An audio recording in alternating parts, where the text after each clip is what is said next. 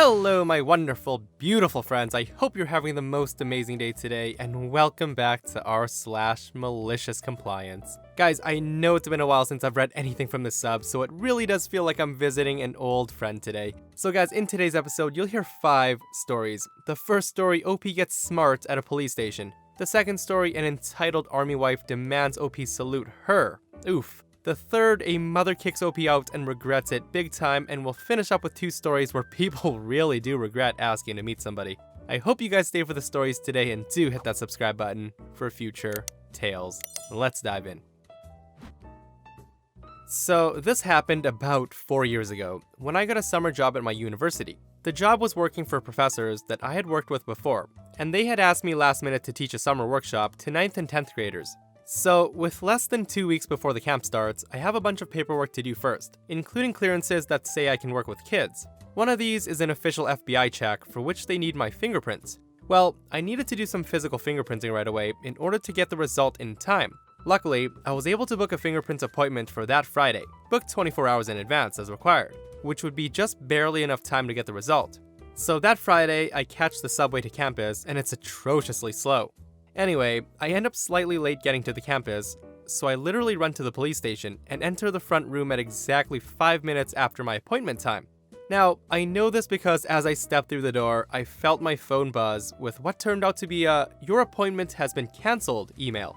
I speak to the security cop behind the bulletproof glass inside, and I learn the appointment was cancelled after he checks my confirmation number. Apparently, they are automatically cancelled if you're not checked in within 5 minutes. Obviously, this is outrageous, but I'm a patient guy, and I ask if I can book a new appointment. That's no good, since it would have to be Monday or later. So I grab a coffee from across the street and return to sit inside the police station, while I slip into a more and more frantic state of frustration. I can't find anywhere in the city that can fingerprint me before Monday. But here's what really pushed me over the edge. While I'm sitting there, at this point, 30 minutes past my appointment time, somebody else comes in for fingerprints. She shows up 5 minutes early. They take her in immediately, and she's out before her appointment was even scheduled to begin. The entire thing took her about 2 minutes. I point out to the cop behind the glass, as politely as I can, that clearly somebody could see me right now because her appointment is already over. I asked why can't I have the current slot, but nope, the cop insists that since my appointment was cancelled, my registration info was no longer in the system, and I can't be seen today. So that's when the idea comes to me, and I confirm with him that showing up early is not a problem, because they would have my appointment and registration info in the system. You see where I'm going with this. So I quietly sit back down and take out my phone. About 10 minutes later, I calmly approach him again and say, "Hello, I have a new appointment to be fingerprinted. I'm about 72 hours early." I have never ever seen such an exasperated sigh in my life, but he checked my new confirmation number and everything was in order. Within 10 minutes, I was walking back out after getting fingerprinted. Guys, how the heck did that even work? Now, I'm not denying that was impressive what he did, but 72 hours early seems a little broken to me. They should really look into that. At least the guy did not fight OP about it. I'm not sure many people would have kindly taken him in after outsmarting the system like that. But also, OP might not have been the first one to do that, so we never know. So there's a handful of rules to saluting in the American military. The when, the why, and the how is drilled into you from boot camp until the day you leave. Even the order in which the salutes are rendered have meaning. When it comes to vehicles, there's helpful insignia and stickers to indicate if it's an officer, such as a colored sticker located on the front windshield. So my base was small enough where it was everybody's job at some point to do sentry duty at the front gate, which had housing for military families. Sentry duty was pretty basic. You'd stop every vehicle, check IDs, and then wave them through. If they were an officer, you would see it coming with those colored stickers, and after verifying the identity of the officer, you would salute and send them on their way. One day while on duty, I approached a vehicle with an officer's sticker, and there was only the officer's wife driving the vehicle. I returned her ID, wished her a nice day, and waved her through. Pausing with a stern look, she basically demanded, "Where's my salute? My husband is an officer." Now, Karen here was the wife to a high-ranking officer and has clearly fallen under the impression that people must be saluting her. Some of the junior enlisted might have been saluting her as they're pretty easy to bully and more prone to manipulation. I politely replied, "Ma'am, salutes are only rendered to commissioned officers."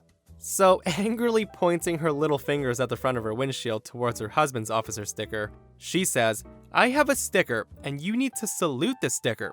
Curtly, I continued and said, "I'm afraid that sticker is not an officer either." Frustrated, she pulls through and left my post. My cover guy and I watched her drive down the street and pull right into the administrative building with the top brass, and huffed into the building as quickly as her soft body would take her.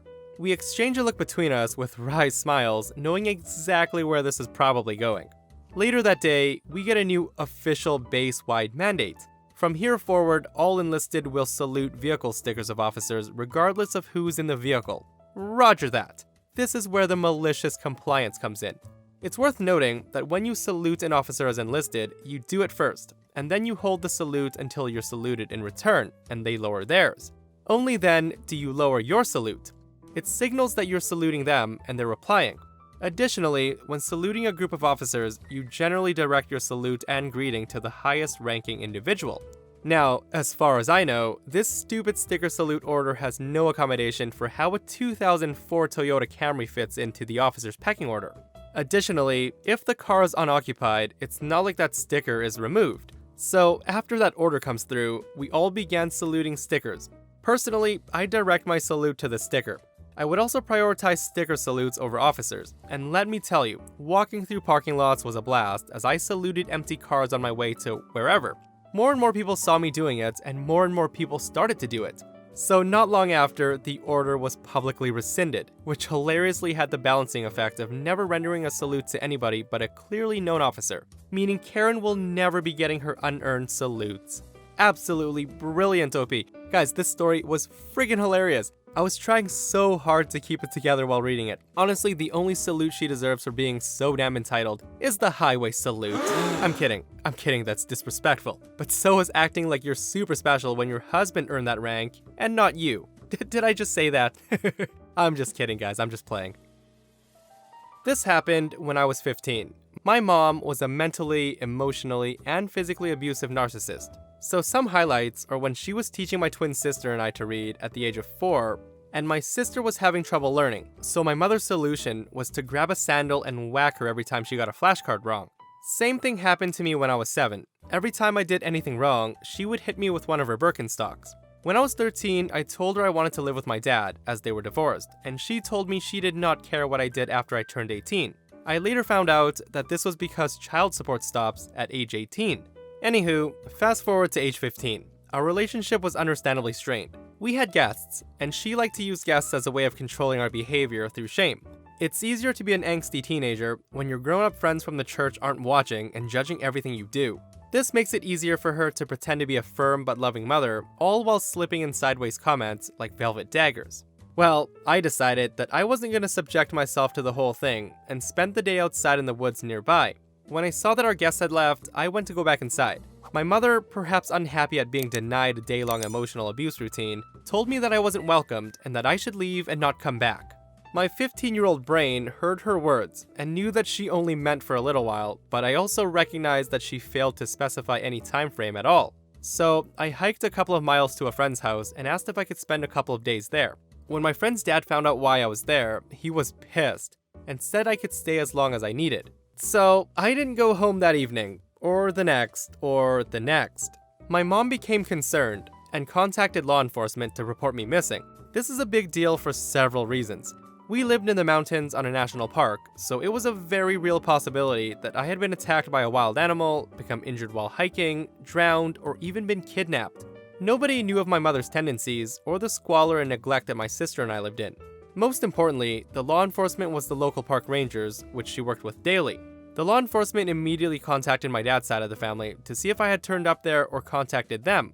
Law enforcement then hired dogs to track my scent, and then everybody freaked out because the dogs tracked me to a nearby river where my trail died. Over the next couple of days, there were people going in and out of my house. Rangers, lawyers, family, etc. And several noticed the overpowering scent of cleaning chemicals, but only the lawyer considered why a clean house would reek of chemicals. Law enforcement started to canvass the nearby woods and the neighborhood. My friend's dad came to me and asked if there was somewhere else I could stay. My friend and I figured that we could just go camping for a week or so, but instead, I looked at my dad's side of the family and called, and they picked me up right away. Understandably, everybody had questions. When I told them what was happening, the lawyers, horrified, pounced. A judge issued an emergency exchange of custody and prevented her from gaining custody until she underwent a psych eval and therapy, which my mother would never allow. The Rangers, equally horrified, completely shunned my mother and she eventually lost her job. Since she was only allowed to live on the park because she worked there, she was kicked out of her house. My friend's father and the trackers were members of the local community and churches, and they too shunned my mother. She lost her job, her house, her church, and all of her friends, all because she told me to leave, and I did. To think that if OP's mother had said something else to her, instead of telling her to leave and not come back, the outcome may have been much, much different, my friends. Can I just say how amazing OP's friend's dad is to recognize the situation that OP was in and do what he could to protect her? So, my friend Talon's dad died about 5 years ago. They got him cremated, so Talon has an urn with his dad's ashes in it. One of our teachers was mad at Talon about something, and I'm not sure what, but the teacher demanded to meet Talon's father. He tried multiple times to tell our teacher that his dad was in fact dead, but our teacher would not listen to him, and even threatened suspension. So the next day, Talon shows up to school with his dad's urn and plops it on the teacher's desk and says, "You wanted to meet my dad, so here." I've never seen a teacher so mortified in my life. Guys, I would be horrified too if that were to happen to me. I don't deal with the dead very well, guys. I really don't. So while we're on this subject, how about another story that involves ashes? So, my father died on Father's Day of 2012. He was divorced and living alone, and I'm an only child. So that means I had to wrap up all of his affairs. This story centers around us trying to get his utilities canceled. I called in to see what we had to do to get them to cancel. The lady I spoke with on the phone said to send in his certified death certificate. I sent in a certified copy of his certificate the next day, and the next month, I got another bill. I called again and a new woman answered. She said that because I wasn't on the account, that she had to speak with the account holder. I informed her that the account holder was dead, but she wouldn't budge. I had to make an appointment with the supervisor, so she could speak to him herself in person. I showed up at the Board of Public Utilities with another death certificate and his ashes in the clear bag that they returned his remains in. I plopped them down on the center of her desk and said that when she talked to him, to tell him that I loved him for me. The woman went pale, flew out of her chair, and called the cops. When they showed up, she claimed that I had assaulted her. And yes, my dad's remains were still sitting in the middle of her desk with the death certificate. The cops questioned me as to why I would do that, and I told them the story. The supervisor's boss was called in, and they all stepped away from the desk for a private talk. While they were talking, the cops came over to talk to me. They said that I should not take human remains out in public, but there were no laws that were broken. I said that I agree with him that it was extreme, but she insisted to speak with him in person. By then, they were done talking between themselves, and the supervisor's boss kissed up to me and got it taken care of. But the story is not over yet. I had to call back a few days later to get utilities back to the house in my name. When the person on the phone saw the address and my name, I was immediately put on hold. The supervisor's boss that finally helped me got on the phone. She sucked up to me and waived all of the fees that came with setting up the utilities. Just as the call was ending, she told me that she again was so sorry for the employee's lack of compassion. She said that the employee was terminated, and again, she is very sorry. Yeah, it definitely should not have come down to that. That customer service rep needed to be let go. How could you hold your ground when a customer tells you that the account holder is dead, and you still demand to talk with them? Did she think it was a joke or what? And that, my friends, brings us to another end of our /malicious compliance. Guys, if you enjoyed the video today, do hit that thumbs up to let me know. And if you missed yesterday's episode, a Karen calls the cops on OP for not cutting her grass. It's absolutely ridiculous. Check it out if you haven't, and I'll see you guys in the next one. I love you. I really do.